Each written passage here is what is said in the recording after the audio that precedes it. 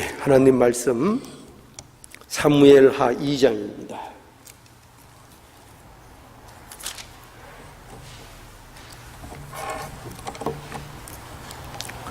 오늘 본문 말씀은 12절에서 8절에서 32절까지 말씀입니다. 우리가 함께 읽을 부분은 8절에서 17절까지 함께 읽겠습니다. 8절에서 17절까지 합독하시겠습니다. 사울의 군장 넬의 아들 아브넬이 이미 사울의 아들 이스보셋을 데리고 마하나임으로 건너가서 길르앗과 아술과 이스라엘과 에브라임과 베냐민과 온 이스라엘의 왕을 삼았더라. 사울의 아들 이스보셋이 비로소 이스라엘 왕이 될 때에 나이 40세며 2해 동안 의에 있으니라. 유다 족속은 다윗을 따르니 다윗이 헤브론에서 유다 족속의 왕이 된 날수는 7해 6달이더라. 넬의 아들 아브넬과 사울의 아들 이스보셋의 신하들은 마하나임에서 나와서 기브온에 이르고 수르야의 아들 요압과 다윗의 신복들도 나와서 기브온 목가에서 저희를 만나 앉으니 이는 못 이 편이요 저는 못 저 편이라.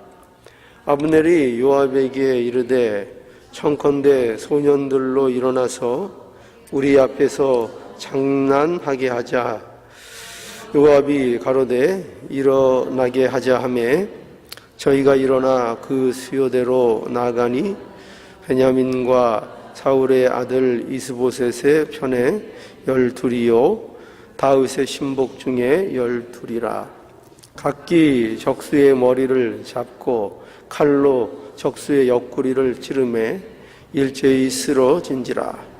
그러므로 그것을 헷갈 하수림이라 일컬었으며 기브온에 있더라. 그날에 싸움이 심히 맹렬하더니 아브넬과 이스라엘 사람들이 다윗의 신복들 앞에서 패하니라. 거의 17절까지 읽었습니다.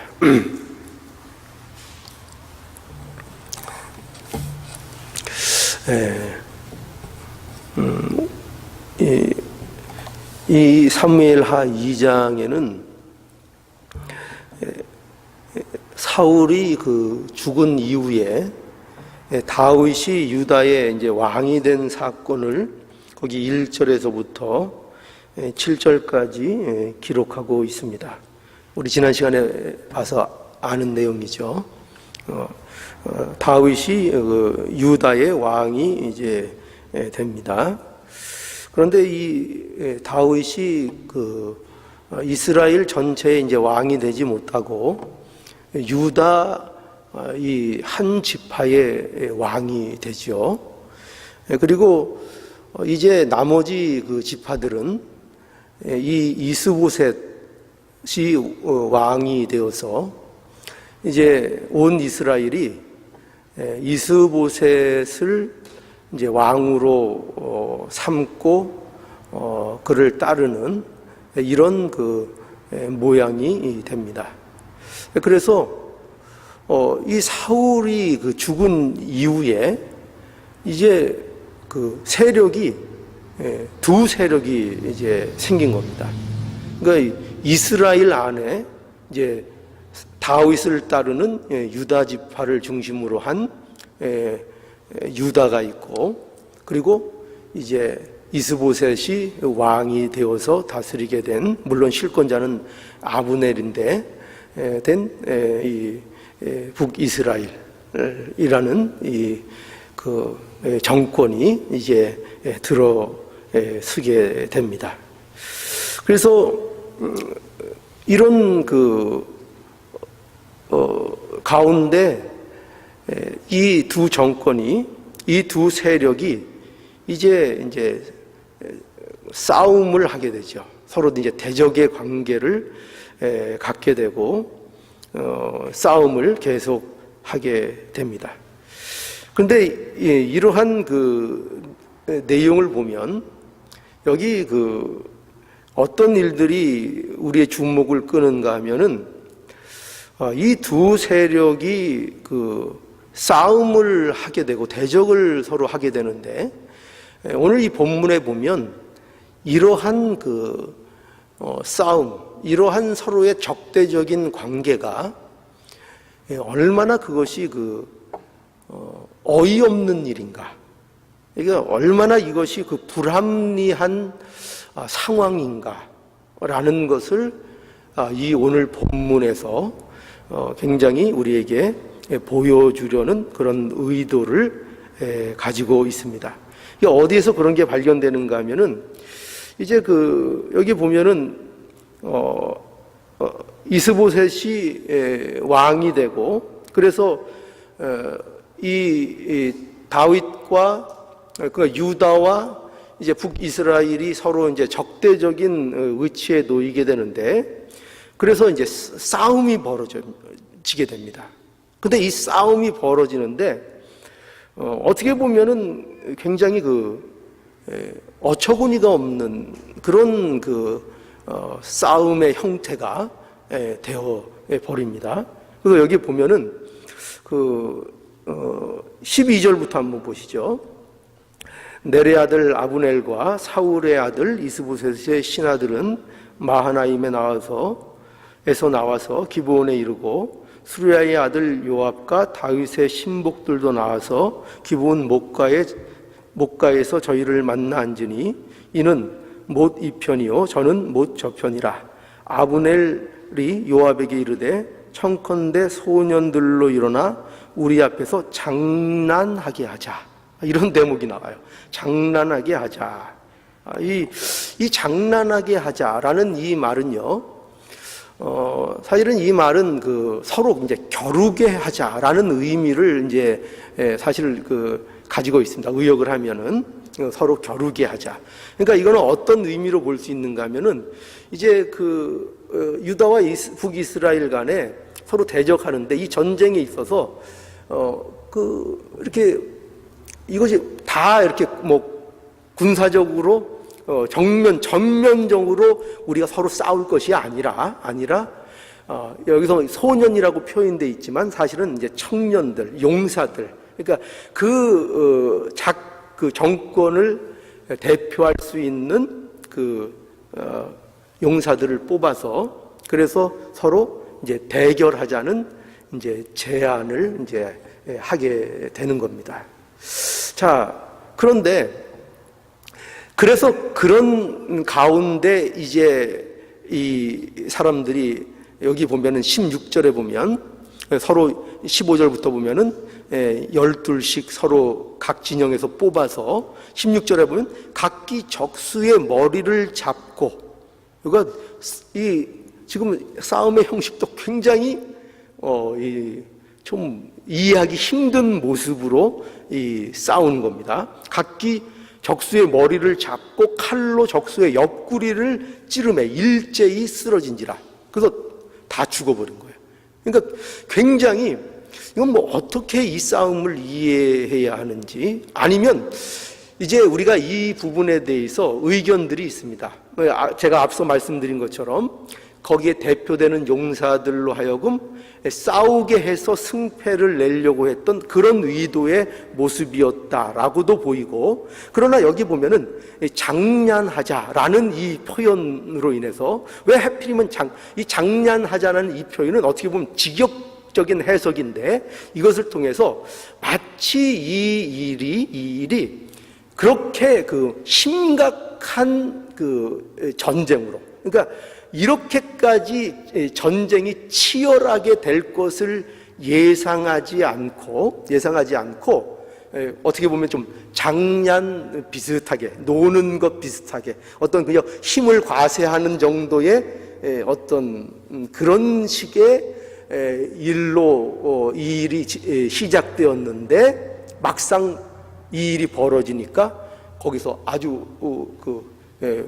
유혈극이 벌어져서 마침내 그것이 큰 전쟁으로 전면적으로 일어나서 17절에 보면 그날의 싸움이 심히 맹렬하더니 아브넬과 이스라엘 사람들이 다윗의 신복 앞에서 패하니라 라고 해서, 이것은 사실 여기는 뭐 싸움의 결말이 다윗에게 유리하게 이 싸움이 끝난 것으로 되어 있지만, 그러나 이 싸움은 사실은 누구도 승패가 없다고 할 수 있는 그런 같은 민족끼리의 싸움이요, 어처구니가 없는 일이요, 서로에게 아무 유익이 되지 않는 그 싸움이었다라는 것을 이제 결국 우리에게 이제 보여주고 있습니다.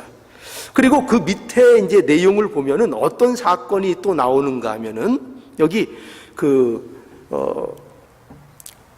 요압과 아비새와 아사헬이 있는데, 여기는 여기 18절에 보시죠.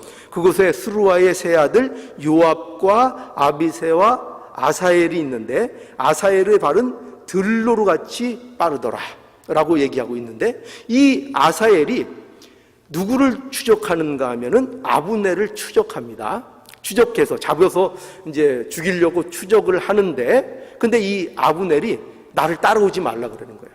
따라오지 말고 나를 따르는 그 부하 중에 네가 정 그러면 그 중에 하나를 네가 취하라, 이런 식으로 그를 이제 만류하고 계속 도망가는데, 그래도 이것을 포기하지 않고 아사엘이 아브넬을 이제 추적을 하죠. 추적을 할 때에 그때 어떤 일이 벌어지는가 하면은, 사실 이 아브넬은 이 아사엘을 죽이고자 하는 그 마음이 없었어요. 22절에 볼까요? 아브넬이 다시 아사엘에게 이르되 너는 나 쫓기를 그치라. 내가 너를 쳐서 땅에 엎드려지게 할 까닭이 무엇이냐? 그렇게 하면 내가 어떻게 내 형 요압을 대면하겠느냐 하되, 저가 치우치기를 싫어하며 아브넬이 창 뒤끝으로 그 배를 찌르니 창이 그 등을 꿰뚫고 나간지라. 곧 그곳에 엎드려져 죽음에. 그러니까 이 아사엘은 그 아브넬이 쫓아오지 말라고 말림에도 불구하고 그 아브넬을 아주 빠른 발로 추적을 하고, 그 추적하는 그를 이제 어쩔 수 없이 아브넬이 이 창 거기 뒤끝이라고 돼 있죠. 창 뒤끝. 그러니까 창 앞으로 찌른 것도 아니고 창 뒤로 인해서 찔리게 되었는데, 얼마나 세게 찔렸는지 어떻게 됐다고요? 그 창이 등을 뚫고 나온 거예요. 그러니까 이 상황이 어떻겠어요? 아마도 쫓아가는 빠른 쫓아가는 그 힘으로 인해서 그 뒤 창끝에 이게 쫓아오는 것을 아마 갑자기 섰든지, 그죠? 해서 찌르는 바람에 이게 완전히 관통이 돼서 죽는 이런 그 상황이 이제 벌어지고 있는 겁니다. 그런데 여기서 우리가 무엇을 발견하게 돼요? 여러분 여기 보세요. 이 전쟁의 시작도 그렇고, 그렇죠? 여기 12의 그 소년들의 죽음, 그러니까 다 합하면 24명이 거기서 그냥 몰살을 해버린 거죠. 그 소년들의 죽음도 그렇고, 그리고 이 아사엘이 추적하다가 아브넬에게 죽는 장면도 그렇고, 이것이 다 어떤 느낌이 드세요? 전부 다? 왜 이런 일이 있어야 되는가? 어처구니가 없는 죽음들, 그죠? 생기지 않았으면 좋겠는 그런 죽음들, 이런 것들이 지금 여기 생기고 있는 것을 보게 됩니다.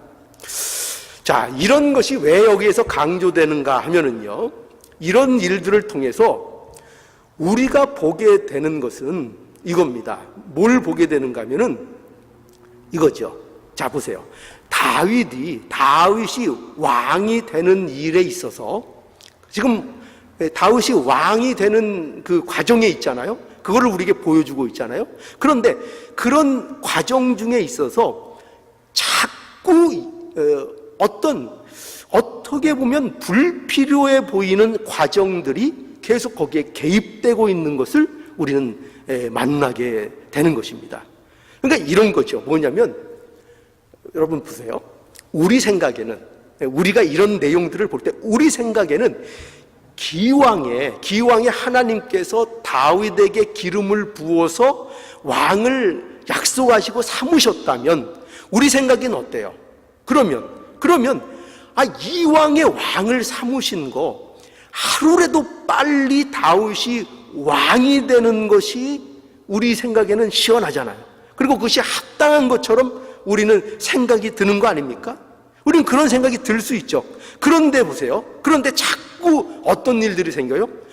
사울이 죽었잖아요. 그만큼 쫓겨다니다가 그렇게 망명생활 하다가 이제 사울이 죽었잖아요. 그러면 사울이 죽었으면 이제 다윗이 바로 이제 왕이 되어서 온 이스라엘의 왕이 되어서 이스라엘을 다스리는 그 일이, 그 하나님의 약속이 그대로 빨리 성취가 되고 이루어지면 얼마나 우리 속에 시원하겠어요. 그렇죠? 그런데 어때요? 자꾸 그 가정에 자꾸 예기치 않은 불필요해 보이는 상황들이 거기에 개입을 자꾸 하게 된다는 것입니다. 그래서 우리에게 뭘 보여주고 있죠? 뭘 보여주고 있어요? 다윗이 약속을 받고 왕에 대한 그 자리로 나가고 있지만 다윗의 그 길이, 왕이 되는 길이 순탄치 않은 것을 우리에게 보여주고 있는 것입니다. 여러분, 그러면 이거 보세요. 이런 내용이 우리에게 왜 보여지는 걸까요? 이 다윗이 왜 이렇게 순탄치 않은 일들이 자꾸 생기며 이런 사건들이 개입이 되며 왜 하나님의 약속은 있는데 그가 왕의 자리에 바로 올라가지 못하는, 아니 그렇게 안 되는 이런 현실들이 왜 자꾸 그에게 일어나는 걸까요? 왜 이런 것이 이 과정 속에서 보여지고 있는 거죠? 우리에게 뭘 보여주시는 것 같죠? 바로 우리는 이 지점에서 우리는 기독교 신앙에서 범하기 쉬운 오해를 여기서 우리가 이제 만나게 되는 것입니다. 그것이 이 본문을 우리에게 주시는 중요한 이유예요. 무엇을 만나게 되는가 하면 이런 오해입니다. 뭐냐면 하나님의 일하심에 대한 거예요. 하나님께서 일하실 때에 어떻게 일하시냐 하는데, 하나님의 일하심은 우리가 볼 때는 어떻게 보면 불필요하고 어떻게 보면 쓸데없는 과정과 같은 것들인데, 그런 과정들을 다 통해서 하나님의 일을 이루어 나가시는 것을 우리에게 보여주시는 거예요. 그러니까 다시 얘기해서 하나님께서 일을 하시는데 어떻게 일하시느냐 할 때, 모든 어떤 시간과 역사의 과정을 하나님께서 생략해 버리시는 게 아니라 그 모든 시간과 역사의 과정을 인간으로 하여금 다 경험하고 그 과정을 거치는 것을 통하여 하나님의 일을 이루어내시는 그 하나님의 일하심을 우리에게 보여주고 있는 거예요. 그래서 우리가 신앙을 가지게 되면 마치 어떤 오해를 하게 되는가 하면은, 신앙을 갖는 것으로 인해서 우리가 이런 생각들을 하죠. 뭐냐면 우리가 어떤 일들을 이루기 위해서 신앙이라는 것이 그 일을 이루는 어떤 지름길 또는 무슨 단축시키고 어떤 방법과 과정을 삭제하고 어떤 결과를 얻어내는 그런 식으로 우리가 신앙을 오해할 수 있고 하나님의 일하심을 그런 식으로 이해를 하기가 쉽다는 거예요. 그러니까 이런 거죠. 어떤 힘든 과정, 내가 겪어야 될 현실에서의 내가 겪어야 될 것들을 신앙이라는 이름으로 면제시켜 주시고, 그래서 나에게는 어려움도 없고 고난도 없고 그저 내가 원하는 열매만 따먹으면 되는 그런 신앙, 그런 기대, 그런 오해, 이것이 생길 수 있다는 것입니다. 이게 기독교 신앙을 갖는 데 있어서 우리가 빠지기 쉬운 오해 중에 하나인 것입니다. 쉽게 예를 들면 이런 거죠. 뭐냐면 우리가 이런 거죠. 우리 현실 속에서 가장 피부로 와닿을 수 있는 것, 이런 거죠. 예를 들어서 우리 자녀가 공부를 안 했는데 시험은 합격하게 해주세요. 뭐 이런 거죠. 공부 안 하는 거 알아요. 공부 하나도 안 했어요. 그냥 실컷 놀기만 했어요, 친구들하고. 근데 신앙심을 갖는 거죠. 신앙심을 가져서 하나님 앞에 그래도 명색이 제가 목사인데, 제가 명색이 장로인데요. 근데 우리 애가 이렇게 대학도 못 붙으면 이거 제 체면이 쓰겠습니까, 하나님? 제 체면을 봐서라도 제가 비록 공부는 못했어도 하나님의 영광을 위해서 좀 대학 좀 그럴싸한데 좀 딱 붙여주십시오. 뭐를 요구하고 있죠? 그가 당연히 그의 현실 속에서 해야 될 과정과 노력을 배제시키고 그것 없이 그저 결과만 좋은 것으로 따내는 그런 것을 신앙이라고 착각하기 쉽다는 것입니다. 그래서 이거는 또 이런 것도 있죠. 뭐냐면 가끔 제 집사람이 저에게 아주 유혹적인 말을 할 때가 있어요. 그게 뭐냐면 당신은 내가 설교를 좀 들어보면 당신은 준비를 잘 안 했을 때를 더 잘해. 이런 아주 망언을 할 때가 있어요. 근데 그 말에 그걸 제가 이해를 해요. 왜 그걸 이해하는가? 아마 그거는 이런 의미일 거예요. 뭐냐면 제가 어쩔 때는 준비가 미처 제가 흡족하지 못하게 설교를 할 때가 생길 때가 있어요. 그런데 그때는 어떤 것이 발휘되냐면은 제가 평소에 갖고 있던, 제가 안에 녹여서 갖고 있던, 제가 원래 제 피부가 되고 제 살이 되고 피가 된 내용을 할 때가 많이 생겨요. 왜냐하면 준비한 게 없으니까. 그러니까 내가 원래 나에게 익숙한 것을 얘기하게 되는데 그것이 그렇게 자연스럽고 듣는 사람도 쉽고 은혜가 될 때가 많아요. 그래서 오히려 우리 집사람은 여보 오늘 설교 준비 많이 했어? 많이 했어. 그러면 안 되는데. 그래서 가끔 저는 그러면 설교 준비를 안 하고 즉흥 설교를 좀 해볼까? 이런 그 유혹에 빠진다고. 요 유혹을 당하면 안 되는 거예요.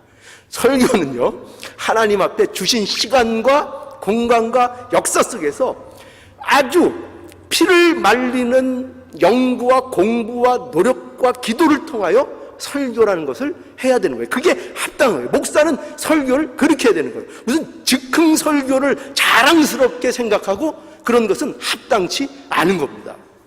그건 합당치 않은 거예요. 그래서 여러분, 사실은요, 여러분들이 제가 어렵게 설교하고 이게 무슨 내용인가 알아듣기 힘들고 사실은 그런 설교할 때 여러분들이 제가 공부 많이 하고 노력 많이 해서 나온 설교인데 은혜가 안 된다는 거.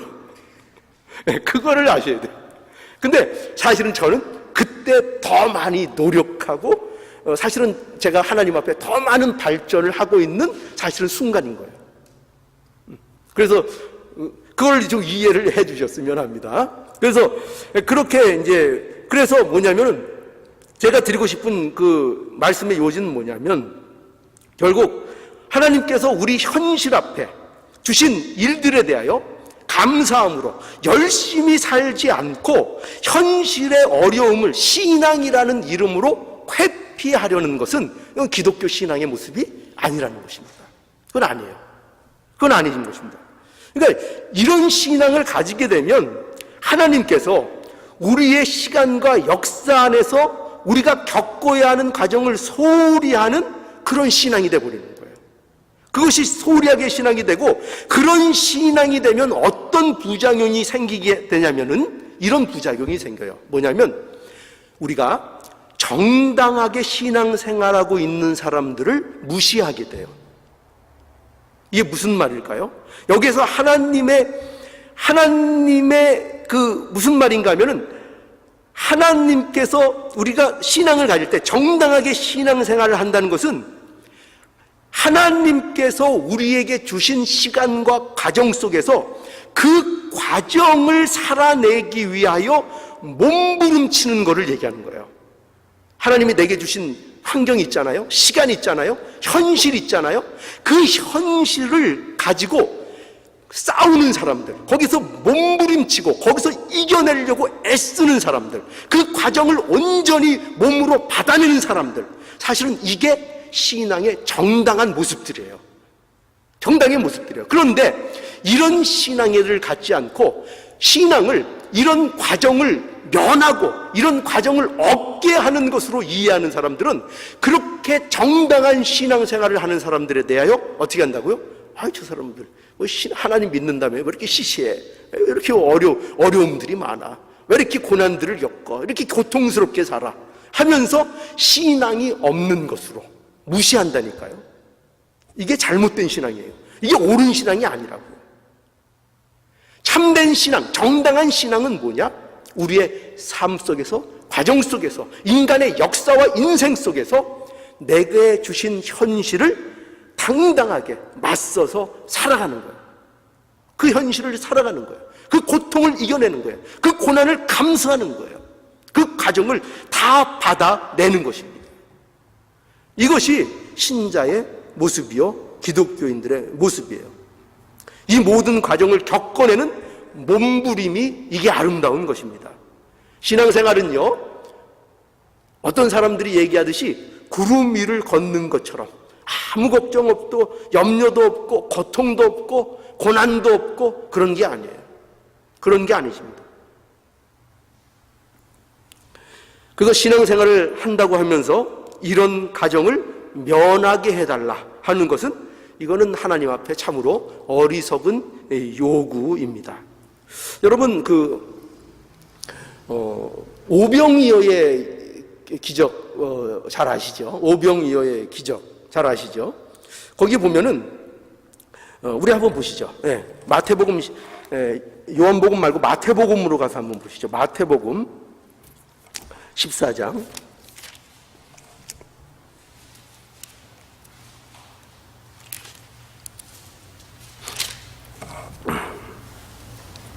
13절부터 제가 보죠. 제가 읽겠습니다. 13절. 예수께서 들으시고 배를 타고 떠나사 따로 빈들에 가시니 무리가 듣고 여러 고을로부터 걸어서 쫓아간지라. 예수께서 나오사 큰 무리를 보시고 불쌍히 여기사 그 중에 있는 병인을 고쳐주시니라. 저녁이 되매 제자들이 나와 가로되 이곳은 빈들이요 때도 이미 저물었으니 무리를 보내어 마을에 들어가 먹을 것을 사 먹게 하소서. 예수께서 가라사대 갈 것 없다 너희가 먹을 것을 주어라. 제자들이 가로되 여기 우리에게 있는 것은 떡 5개와 물고기 2마리 뿐이니이다. 가라사대 그것을 내게 가져오라 하시고 무리를 명하여 잔디 위에 앉히시고 떡 5개와 물고기 2마리를 가지사 하늘을 우러러 축사하시고 떡을 떼어 제자들에게 주시매 제자들이 무리에게 주니 다 배불리 먹고 남은 조각을 12바구니에 차게 거두었으며 먹은 사람은 여자와 아이 외에 5,000명이나 되었더라. 우리가 잘 아는 오병이어의 그 유명한 기적이죠. 여기 보면은 우리가 이 오병이어의 기적 중에서 우리가 좀 오늘 주목해야 될 그 부분은 그 16절이에요. 16절에 보시면 어떻게 되어 있는가 하면은 예수께서 가라사대 갈 것 없다. 너희가 먹을 것을 주어라. 너희가 먹을 것을 주어라. 또 19절에 보면 무리를 명하여 잔디 위에 앉히시고 떡 5개와 물고기 2마리를 가지사 하늘을 우러러 축사하시고 떡을 떼어 제자들에게 주심에 제자들이 무리에게 주니라고 되어 있죠. 여기서 우리가 주목해야 될 부분은 제자들이 무리에게 주었다는 것입니다. 제자들이. 여러분 그 16절에 예수께서 가라사대 갈 것 없다 너희가 먹을 것을 주어라. 무엇이 보이십니까? 예수님의 어떤 의도가 여러분 있는 것 같죠? 여기에 제자들이 이 일에 참여하고 있는 것입니다. 그러니까 이 일에서 우리가 봐야 되는 것은 뭐냐면 예수님께서는요 어떤 기적을 행하시더라도 그 기적을 어떻게 행하시는가 하면은 그 기적을 이렇게 행하세요. 어떤 과정과 어떤 테두리 안에서 기적을 행하신다는 거예요. 그러니까 이게 무슨 말인가 하면 오병이어의 기적도 보세요. 여러분 보세요. 이왕 기적이잖아요. 기적. 신비한 일이잖아요. 그러면 이왕 기적을 하실 바에야 조금 더 어마어마한 식으로 기적을 하는 게 훨씬 효과적이잖아요. 오병이어 이런 거 왜 등장할 필요 있나요? 소년이 오병이어의 그 도시락을 가져와서 그 도시락으로부터 출발할 필요가 있을까요? 아니요, 그냥 제 생각에는 그런 거 없이 그냥 니들 앞에 있는 그 모래 한 줌씩 다 집어봐라. 모래를 쫙 집었더니 그게 그냥 앞에 그냥 다 부패가 돼버렸네. 그냥 쫙. 그러니까 제가 뭘 얘기하려고 하는가 하면은, 이왕 하실 기적이라면 이런 식으로 하는 것보다 더 얼마든지 어마어마하게 더 감동적으로 기적을 하실 수 있죠. 그렇죠? 왜 제자들이 나눠주는 게 필요해요? 왜 그런 식으로 하죠? 왜 사람들을 이렇게 둘러앉게 모이게 하고 다 그 일을 시켜서 제자들로부터 나눠주게 해요? 그런 거 하실 필요 없잖아요. 그냥 손 벌리고 있으면 그냥 뚝뚝뚝 다 떨어지면 되잖아요. 근데 그거를 왜 제자들이 일일이 가서 축사하신 다음에 다 제자들이 나눠주게 합니까? 거기에 뭐가 포함되는 거죠? 기적이 행해지고 있지만 어떤 절차와 과정 속에서 그 기적도 하나님께서 행하시는 것을 우리에게 보여주고 있는 거죠. 그런 과정이 있다는 거예요. 하나님께서 이런 것을 염두에 두고 계세요. 여러분 또 보세요. 여러분 애굽에서 이스라엘 백성들을 구원하실 때 홍해를 건너는 사건을 봅시다. 홍해를 건너는 사건. 그 홍해를 이왕 걸을 건데, 물론 홍해를 걷는데 물을 모세를 통해서 쫙 가르셨죠.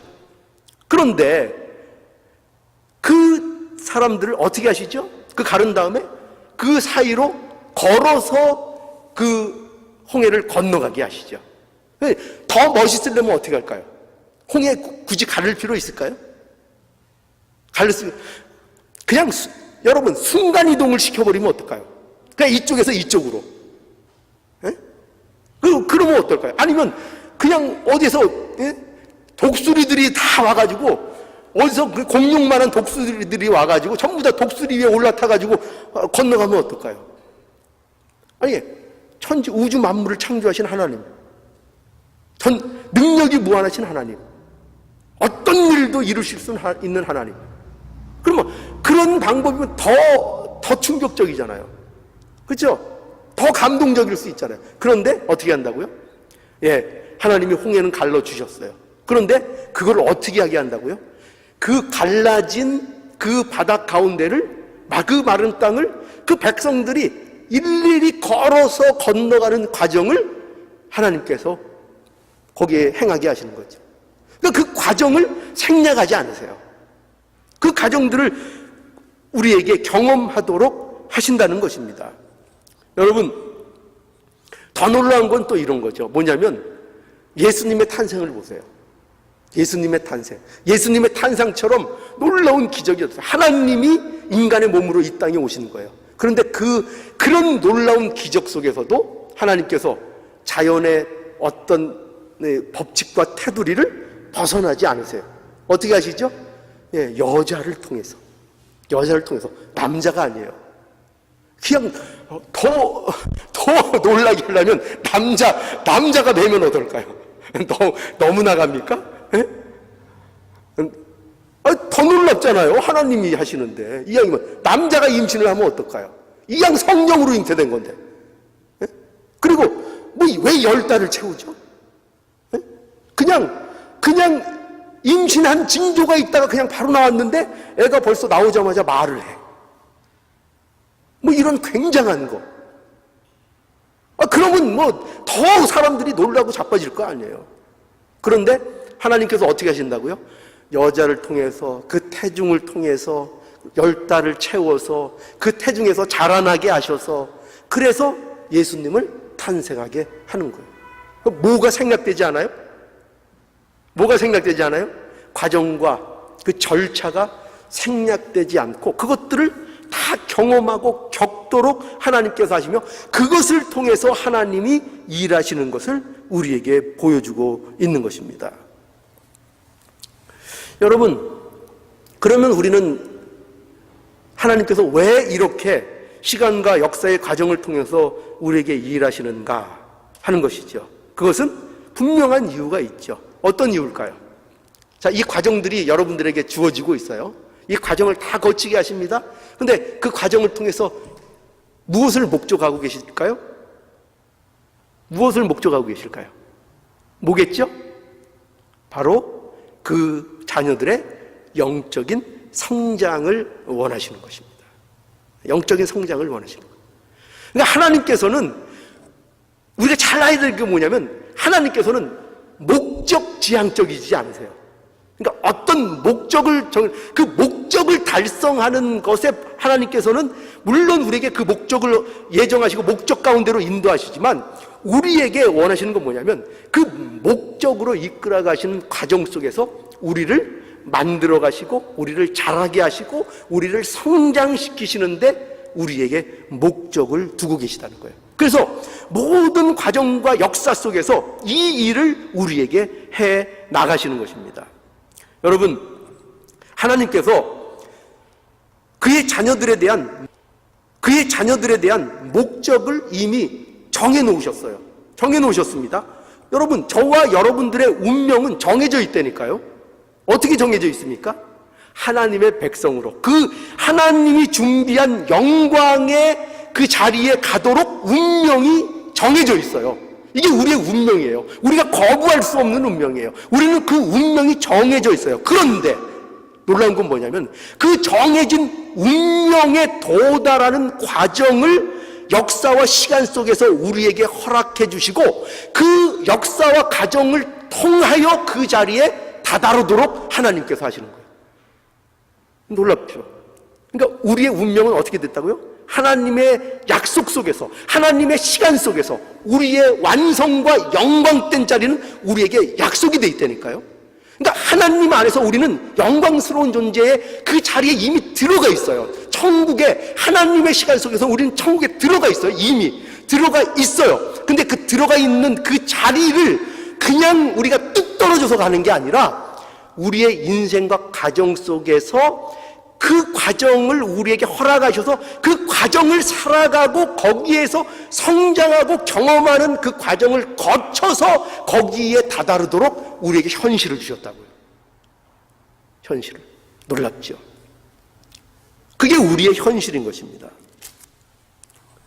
그래서 하나님께서는요, 이런 의미에서 우리의 이 나날을 통해서 우리가 성장하고 자라나고 발전하고 성숙해지는 그 시간으로 우리에게 이 과정을 허락해 주신 거예요.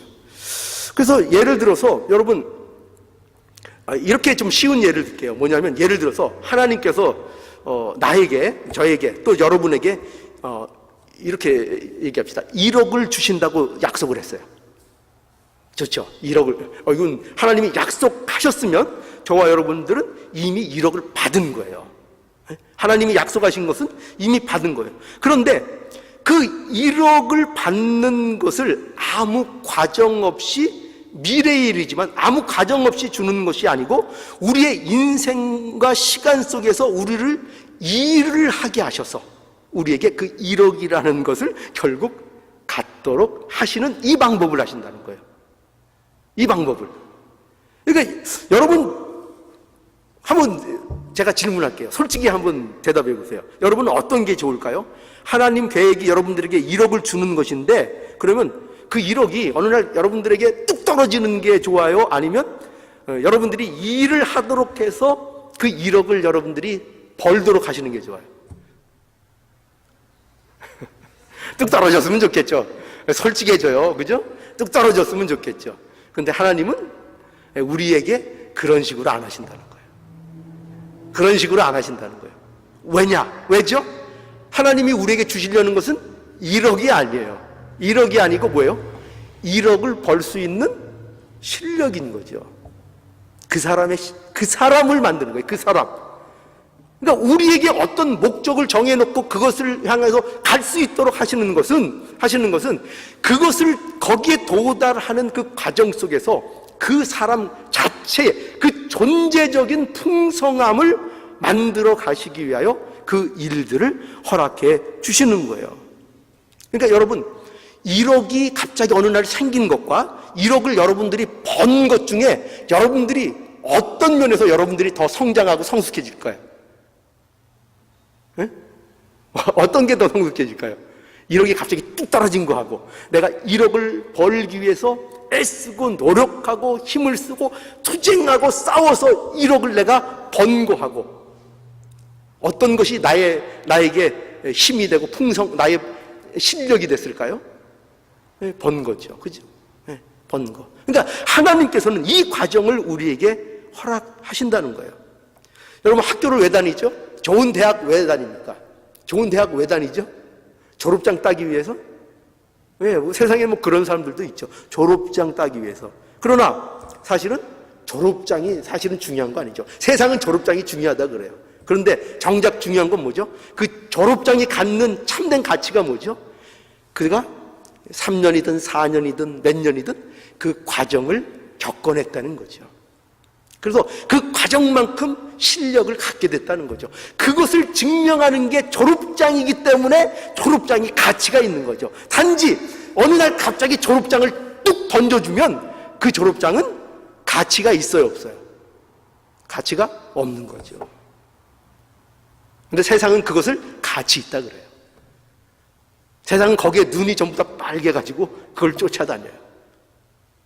그러나 우리에게 하나님이 이루시려는 건 그거 아니에요. 그래서 사실 우리 기독교인들은요, 목적 지향적이라기보다는 우리의 삶은 어떻게 되냐면 과정 지향적인 삶이 돼요. 과정을 즐길 줄 알고 과정을 볼 줄 알고. 여러분, 그래서 교회 생활도 마찬가지죠. 교회와 세상이 다른 건 뭐죠? 세상 단체는 능률과 이익이 우선이에요. 어떻게 하면 합리적으로 잘 운영이 될까? 어떻게 똑똑한 인재들을 많이 모아서 똑똑하게 일을 하고 실수를 안 하고 일을 할까? 이게 세상 단체예요. 그러나 교회는 달라요. 교회는 그런 목적으로 가는 게 아니에요. 교회는 그런 것이 아니고 함께 지어져 가는 거예요. 약한 사람들이 모여서, 부족하고 연약한 사람들이 모여서, 내가 죄인인 줄을 아는 사람들이 모여서 그것을 서로 위로받고 격려받고 서로에게 힘이 돼줘서 가는 게 그게 교회인 거예요. 교회는 똑똑한 사람들이 오면 망해요. 교회는 똑똑한 사람들이 오면 망합니다. 여러분, 요새 우리 성가대 우리 시작했죠. 성가대가 중요한 게 뭘까요? 뭘까요? 찬송 잘하는 것 물론 중요하죠. 찬송해야 되니까. 주일날 찬송 잘하는 것 중요합니다. 그러나 주일 예배를 드리기 위해서 그 찬송을 은혜롭게 하기 위해서 서로 맞추어가는 과정이 사실은 더 중요한 거예요. 그날 당일날 딱 서서 멋진 모습을 보이는 게 물론 그것도 중요하죠. 그러나 더 중요한 건 뭐라고요? 그 과정, 맞춰가는 과정이 중요한 거죠. 맞춰가는 과정이 중요한 거예요. 그래서 여러분, 교회 성가대는요, 다른 일도 마찬가지예요. 교회 일은 다 이 관점에서 봐요. 교회 성가대는 전문가들이 하면 망하는 거예요. 전문가들이 하면 안 돼요. 그래서 전문가들이 하면 왜 망하는 줄 아세요? 다 잘하는 실력가들이 오면은 연습할 필요가 있을까요, 없을까요? 네? 연습할 필요가 없죠. 그냥 딱 모여서 부르면은 그냥 사부가 쫙 나오네, 그냥 모일 필요도 없이 아무 연습 없이 나와서 탁 부르면은 그냥 그렇게 은혜롭게 찬송을 잘할 수가 없어요. 기가 막히게 잘해요. 그러면 그 성가대는 망한 겁니다. 누가 볼 때? 하나님이 볼 때 망한 겁니다.